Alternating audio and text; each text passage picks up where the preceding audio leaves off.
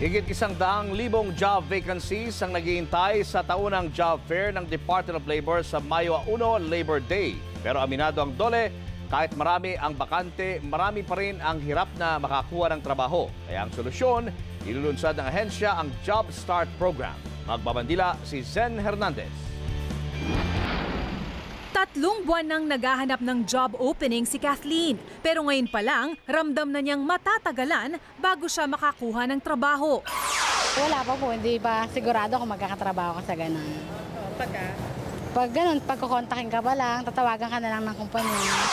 Ayon sa DOLE, isa si Kathleen sa 1.6 million na kabataan na dapat ay nakakapagtrabaho na, pero kabilang pa rin sa mga unemployed. Batay sa mga pag-aaral, kahit nakatapos ng kolehiyo, inaabot ng 2 taon bago makahanap ng trabaho. Ayon kasi sa mga employer, bumabagsak ang mga aplikante sa life at soft skills, tulad ng interpersonal at problem-solving skills, flexibility at adaptability. They're also looking at the capacity of our job seekers to network, to communicate, to be able to adapt to a very stressful working environment.